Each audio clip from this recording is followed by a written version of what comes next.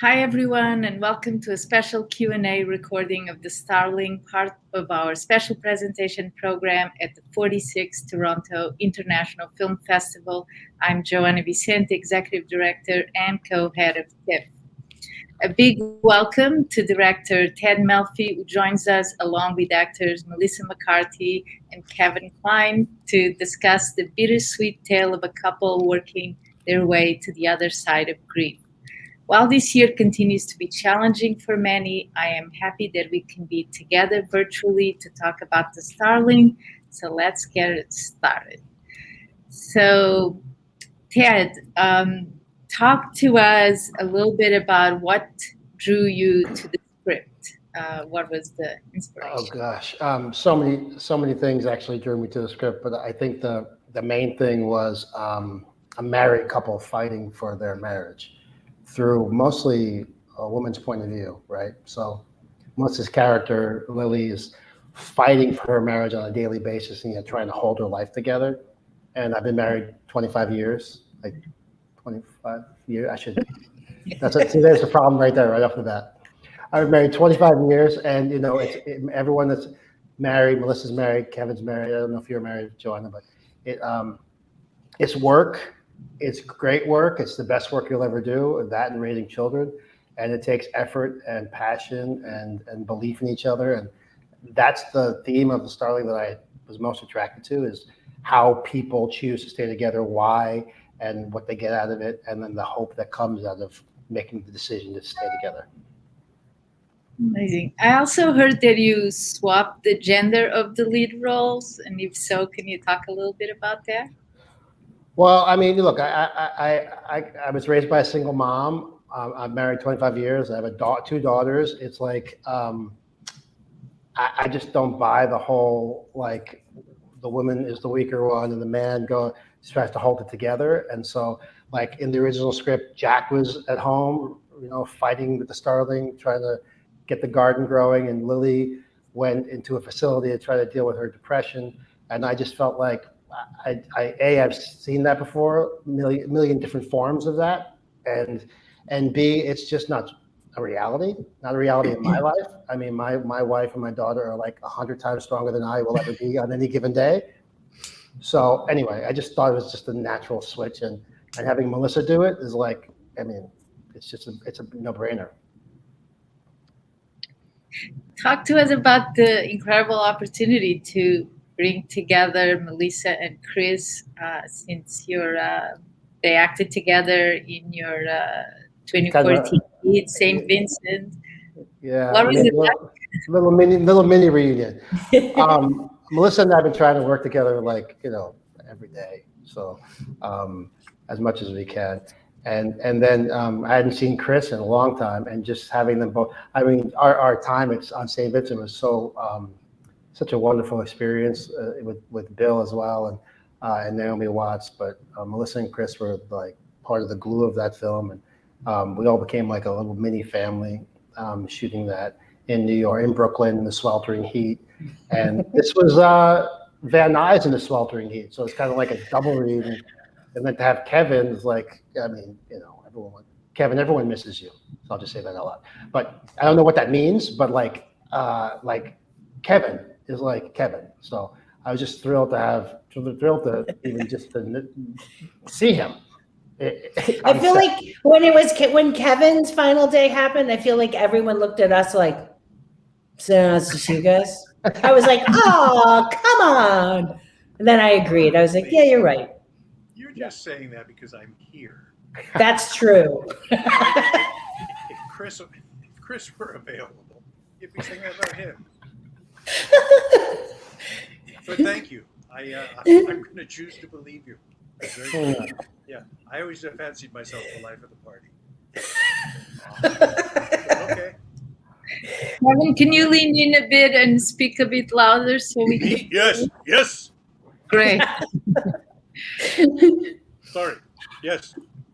So, Melissa and Kevin, we want to talk a little bit about the experience, and also Melissa working together again with John. Who, can you repeat that? I'm so sorry. It broke up just a bit. So I wanted to hear from you and Kevin about the experience of working with Ted in this film. Maybe also talk a little bit about the balance between grief and comedy. Well, to me, it's like life. I mean, people were like, what is the story? Is it a comedy? Is it a drama? I was like, I never get hung up on that kind of stuff. I just think it's, to me, a good story resembles life, and life's a mess. I mean, it's a wonderful mess, but it's up and down and so often sideways. And I don't think it's like when you get a weird laughing jack at a funeral, or you like something makes you sad at a wedding. It's like things are weird and people are weird. And that attracted me the most, because I thought, I buy it. I am these people. I know these people at different moments. And I also just love it also showed that like there's no right way to do it. It's the weirdest, most unlikely things could be your path. And there's not like, here's how you move through something challenging, or here's how you do it. Everybody has a different road. And I love that this movie, without being overly sentimental about that fact, it just shows it, because to me, it's real. Kevin? I'll chime in. I agree. I've always thought that the line between comedy and tragedy is very thin. And I suppose instinctively or through years of practice, I've always looked for the comic elements in dramatic things, and vice versa. I think it's really, our job as actors is to get to the most interesting truth that the story is offering us to search for. And I think it's all about that kind of honesty. And if it leads to something funny, the beautiful thing about film is the director could say, cut, let's try one where you don't kill the person in the show, or whatever. And so you try for a more comic, or it's fun to experiment. And with Ted, it was always, he always allowed us to sort of navigate and vacillate and congregate and skip that one. And act. Well, it was easy. It was easy letting them act, because that's what they are. So, among the best in the world, I think. Comedic actors to me are like the best in the world, because there's a lot of pathos in comedy, and they just understand it all. Like they understand it all, and it comes naturally to them. Also, Ted always did the bird sounds off camera. Just kind of a fun fact, not really on point. So I have lots of video of Ted sitting behind camera going, that was it. So that was his commitment was so great, but he did it. He was watching with intensity and making these crazy bird sounds that at first I was like, well, that's really funny and super distracting. And then I ended up being like, could you do the bird sound again? It kind of helps. I did some research, by the way. The bird sound's not just random. I just want you to know that. Really? No, of course.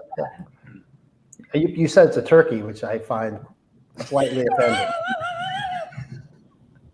A glorious turkey. They're noisy birds, and they mimic. They're very, there's a book called Mozart's Starling. Is that it? No, I made that up. But Mozart had a pet starling who, according to lore, would actually sang the main melody of a clarinet concerto that he was writing at the time, or something. I don't. Yeah. All the stories about Mozart you take with a grain of salt. I don't think he wrote everything that he wrote, but that's. Elisa, how is it for you to play opposite a bird? Like, how I imagine it was CGI, but like just wondering how those scenes were. I think it was in the It's always a little, you think it's going to be, I think I always fear it's going to be stranger than it is. I think it would have been terrible if this will sound a little nutty, but I thought and I realize how weird this will sound, but I felt like the bird's character was so clear. It was just the bully. It was the pain in the ass. It was the constant thorn. And it wasn't just like this thing sitting there. It had a real point of view at a moment in Lily's life where I didn't need someone watching me, making it harder, and being the one kind of thing pecking away at me. No, I guess pun intended, but I didn't mean to. So an unintended pun. So it became like a real, in a way it felt like it allowed my character to kind of finally say things that she had been bottling up. It was almost like that this little bird allowed her to finally start speaking what she was feeling. And then that plus Kevin's character, it's like they both kind of chipped away. And I think what a lot of people do, they just, you just keep it inside because you fear if you start to let it go, there's no end to it and you may break.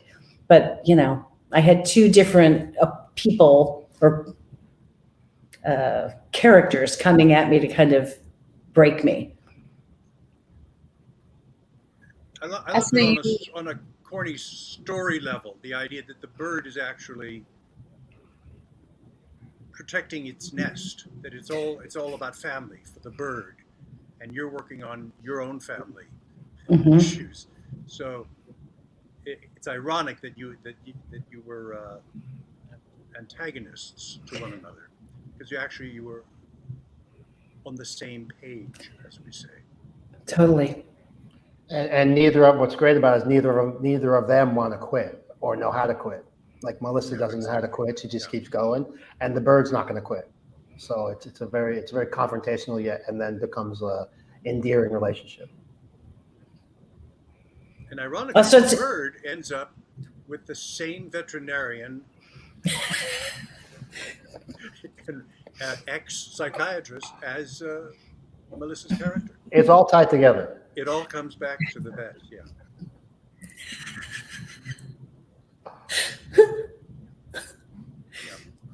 Kat, do you want to talk a little bit about like how the connection with nature allowed the characters in the film to contend with their own private grief? It's kind of what we're just been talking about a little bit is nature doesn't stop, right? The cycle doesn't stop, right? So the starling only knows one thing, right? The starling knows that it knows a lot of things, but the main thing it knows is it has a family every family season. That's what it does. So every family season, it builds a nest, has an egg, and raises those hatchlings, right? Which is very similar to what humans do for a little less, obviously less of a time. So the connection for nature for me is that the cycle of life and the cycle of your emotions and the cycle of grief, it all just keeps going and doesn't stop. So you either ride it and get through it, or you stop yourself. Like Chris O'Dowd's character can't do what Melissa's character does, right? Because everyone's different. So he needs a break, and he needs a timeout, while Melissa keeps barreling forward. So to me, nature is paralleling, and the starling is paralleling what the characters are going through. It's paralleling the story, and definitely paralleling what Lily's going through. Was that the answer to that? I don't know. Yeah, absolutely. And the film is going to come out at a time when many of us are grappling with mental health, grief, and loss. What do you think the film offers audiences, at this point, at this time? Is that for me, Melissa? For all of you, go. Oh, Melissa, please. I mean, just for myself, I think it's just really good to put out in the world that everybody is going through something. Even what they put out and how they front to the world doesn't mean they're without, sorrow and insecurity and damage. And I think kind of getting a reminder that you're not in it alone and that everybody's feeling these same things in different ways. Maybe if it takes away a little bit of like the shame or the hesitancy to ask for help, or just that it's not just you. After the last year and a half plus of everyone's life, I think to realize that everybody has this. It's a to know that you know we're all in this together, and nobody has to be perfect, because nothing's perfect. Every time we show that some perfect world or perfect this or that, I always think, God, I don't know anyone like that.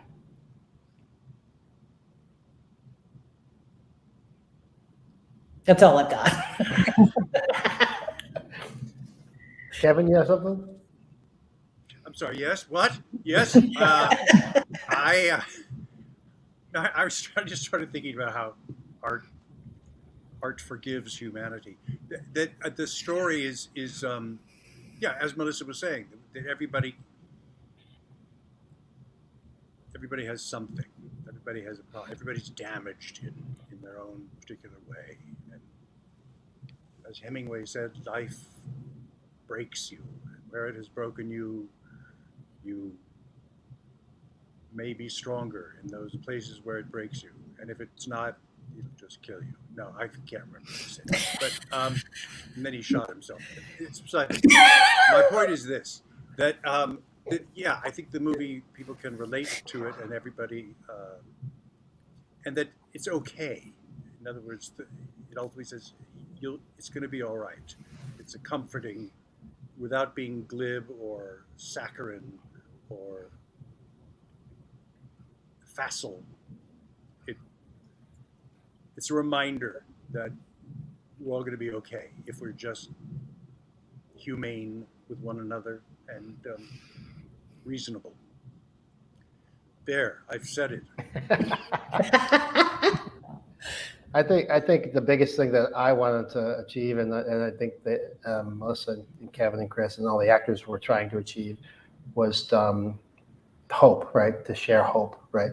Because like even the making of the film, we lost a visual effects supervisor to COVID. My mom passed away. Like everything that could happen, it happened, and everyone's experienced these types of losses in the last 2 years. Everyone on the planet, all of a sudden, together, has experienced these type of loss. And this movie, for me, more than anything, is an essay on how you can get through anything with some kindness, some hope, and some constancy and some work.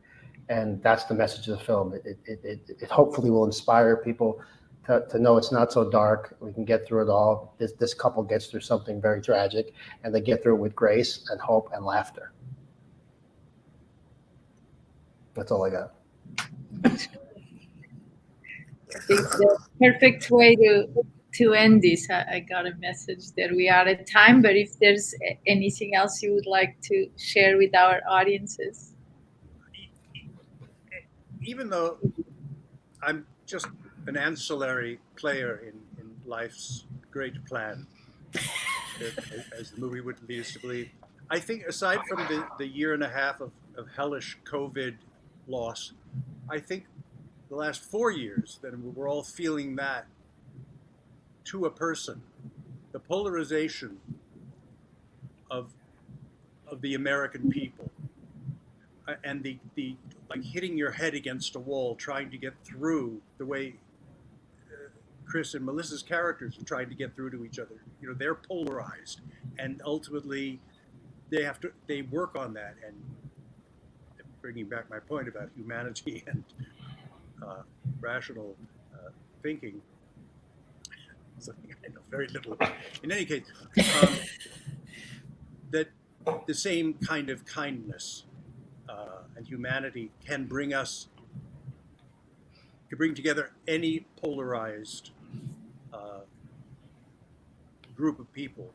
And I pray for that, because it's just getting worse and worse, and we have to cure that and resolve that and get over that and get together and love one another right now. That's all. What he said. What he said. What he said. Ditto. Great. Kat, any final words? No, I'm just thankful that everyone is going to be able to see the movie, and I'm thankful that we're at Tiff, and I know I speak for all the actors and all the cast and all the crew. We're just thankful to be at Tiff and thankful that a real audience one of the best audiences in the world is going to watch the movie and has already seen the movie actually, and I hope they support it going forward. That's it. Great. Yeah. Thank you all so much. We're thrilled to have you here. Thank you. Thank you. Pleasure. Bye. Bye.